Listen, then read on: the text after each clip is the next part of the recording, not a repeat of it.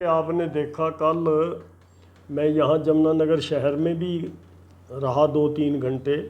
उसके बाद गांव में गए, पथराड़ा नदी में, सोम नदी में बहुत ज़्यादा पानी था।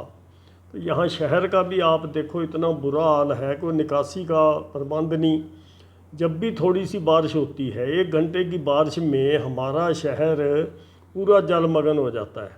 और करोड़ों रुपए खर्च दिए इन लोगों ने, कोई इनका सिस्टम नहीं, कोई इनकी प्लानिंग नहीं। मान लो जब पाइप लाइन दबाते हैं या कोई नाला बनाते हैं, उसका कम से कम लेवल सही हो। मेन तो देखो बातें बड़ी बड़ी हैं, बातें बड़ी बड़ी हैं, धरातल पे काम कुछ नहीं। सबसे ज़रूरी है कि ये शहर में जमुनानगर में एक कॉमन वाटर ट्रीटमेंट प्लांट लगाएं।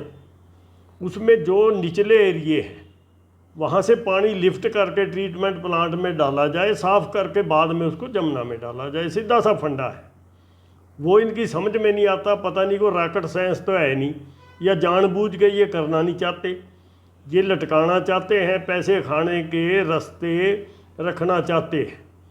भी ये सड़कों की मान लो आप सड़क बनाएंगे, 6 महीने बाद या 3-4 महीने बाद पाड़ के उसमें पैप लग जाएंगे दबाने।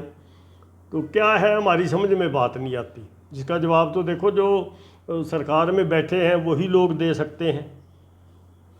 बत्रा जी, पानी आने मतलब पानी आखिरकार क्यों आ रहा है, क्या लापरवाही लग रही है? पानी तो देखो बरसात कुदरत की बात है, कुदरत की तरफ से बरसात ज़्यादा होगी तो पानी आएगा।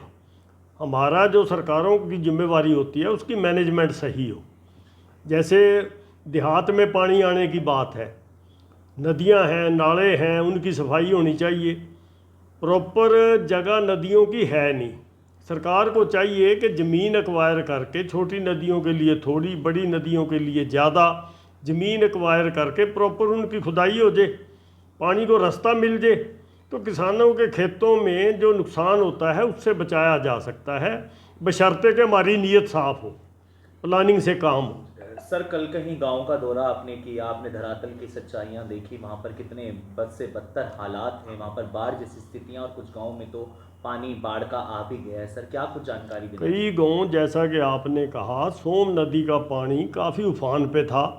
ये आप देखो खानूवाड़ा, चिंतपुर, लोप्यों, त्याणों, हड़ौली, बलौली, उर्जनी, तो सारे गांव ये हमेशा हर साल होता है।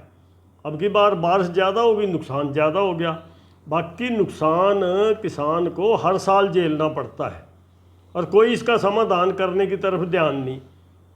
तो ये बातें हैं, कोई स्टड लगाएंगे, आधे मान लो लगाएंगे, आधे बिना लगाए उसमें हेरा फेरी करेंगे, कुछ समझ में नहीं बात आती। जब काम करने का समय होता है तब तो करते नहीं।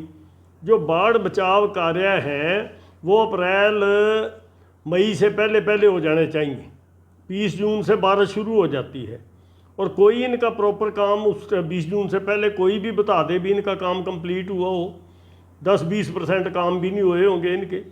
22-23 जून को आपके सामने बरसात शुरू हो गई थी, पहला फ्लड 22-23 जून को आ गया था और उसके बाद कई बार पानी आया, तो उससे थोड़ा बचाव हो सकता था। जो बाढ़ बचाव कार्य है अगर वो कंप्लीट हो जाते तो कुछ बचाव होने की संभावना थी। मित्रा जी, क्या कहना चाहेंगे? सत्यपाल मलिक जी है जो तो निंदनीय है, बहुत शर्म की बात है। सत्यपाल मलिक एक सच्चा सुच्चा इंसान है, जो सच्चाई के लिए हमेशा उन्होंने अपनी बात रखी, बिना किसी डर के, बिना किसी भय के। चाहे वो पुलवामा की बात हो, आपके सामने आज तक पुलवामा के बारे में सरकार ये नहीं बता सकी कि RDX कहाँ से आया था, और सत्यपाल मलिक ने उस टाइम आवाज़ उठाई। बेशक उसको धमका के चुप करा दिया गया। वो कई बार मंत्री रहा, केंद्र में गवर्नर रहा, वो सम्मान का हकदार था। ये तिरंगा यात्रा लोगों को दिखाने के लिए निकालेंगे, तिरंगा यात्रा निकाल रहे हैं, तिरंगा यात्रा निकाल रहे हैं। सत्यपाल मलिक के लिए इनके पास तिरंगा भी नहीं था।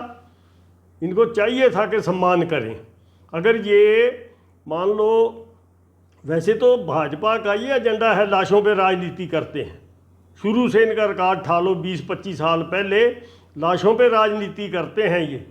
इनको चाहिए था कि इनको मान सम्मान देते सतपाल मलिक को। अगर ये सरकारी मान सम्मान भी जाति और धर्म देख के दिए जाएंगे तो क्या कहें सरकार को समझ में नहीं आती बात कि ये मान सम्मान भी जाति और धर्म देख के दिए जाएंगे।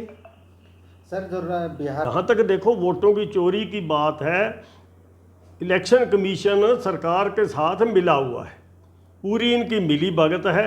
और ये हमारे हरियाणा में भी नज़र आ गया ना, बिहार की बात तो बहुत दूर है, हरियाणा में नज़र आ गया। एक हारा हुआ सरपंच सुप्रीम कोर्ट में दोबारा गिनती हुई जीत गया। इसका मतलब मशीनों में उन्होंने गलत कराया। इनके जो ऑफिसर हैं, चुनाव अधिकारी हैं, उन्होंने गलत किया, उनको कौन सजा देगा? सरकार के लोग ही तो हैं, वही इनको छुपाते हैं। आ जाओ, आइए।